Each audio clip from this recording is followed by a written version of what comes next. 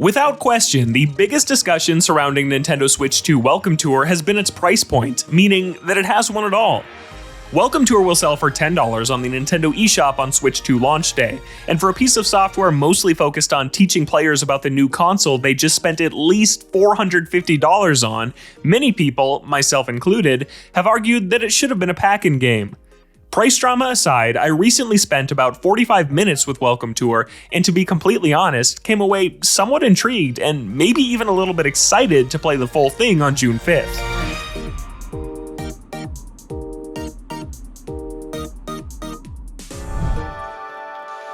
Before you call me a shill in the comments, let me be perfectly clear, I'm not totally in love with this game, and Nintendo Switch 2 Welcome Tour is not going to interest most players in my estimation.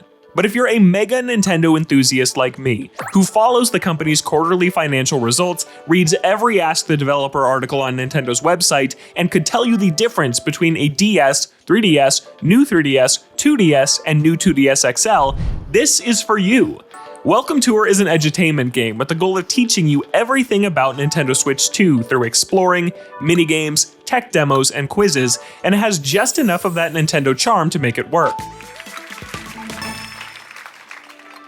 After selecting my character from a seemingly endless line of Honey I Shrunk the Kid-sized avatars, I really wish Welcome Tour featured Pikmin running around the console instead, I was set loose to explore the left Joy-Con 2 and the Nintendo Switch 2 console itself. To progress to the next area of the console, I needed to find all the hidden stamps in these locations, which are tied to specific parts of the unit like the touchscreen or the cooling vents. But during the search, I stopped by activity stations laid out on each part of the map. One minigame had me test out the mouse controls by piloting a UFO trying to survive against an endless stream of spiky iron balls. In true Nintendo fashion, there is a completionist element to all of it, where I was awarded 1 or 2 stars depending on how long I lasted in that endless challenge. The mouse controls felt good, and after just missing out on the top rank, I felt the drive to try again for the high score. Earning more stars grants access to harder minigame difficulties, and the menus indicate there are plenty of medals to hunt down. The most memorable tech demo so far had me play World 1-1 of Super Mario Bros. From the NES in 4K in its original resolution. Since the NES worked with so few pixels compared to modern technology, this results in the entire level stretched out across the 4K TV screen I was playing on, and it's a cute way to look at how far we've come. This demo had 5 achievements to complete, which should be a breeze for anyone familiar with the course. Other demos, which are tough to show off in an online video, showcased Switch 2's HD Rumble, 120 FPS, and HDR capabilities. It's clear Nintendo is very proud of the new technology it's embracing this generation, and Welcome Tour shows it off in a way that's accessible to all audiences, including those who aren't super tech savvy. Elsewhere, Welcome Tour's insight quizzes shared some fascinating information about things like why they settled on the U-shaped kickstand and how Switch 2's front-facing speakers are an improvement over the OLED model. Nintendo doesn't want us to show you the information in these quizzes before launch, but I found it genuinely interesting to get a look at Nintendo's thoughtful design behind multiple aspects of the new hardware.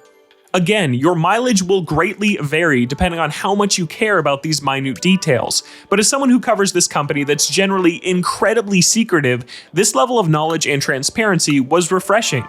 After Welcome Tour's announcement, I assumed the information presented within the software would be common knowledge to hardcore Nintendo fans, and come across as an advertisement for a product you already bought, but it legitimately doesn't feel that way in practice thanks to how in-depth and niche some of the details are.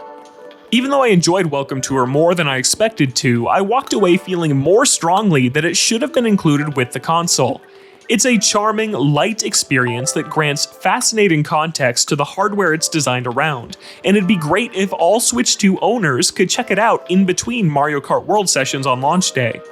Instead, everyone has to decide if it's worth their $10 to learn about the Switch 2 cartridge slot and watch an HDR fireworks display, and the whole conversation surrounding Welcome Tour has suffered because of Nintendo's irritating decision to charge for it.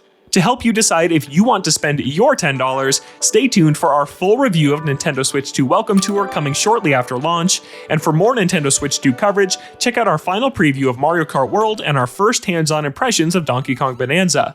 And for everything else Nintendo, stick with IGN.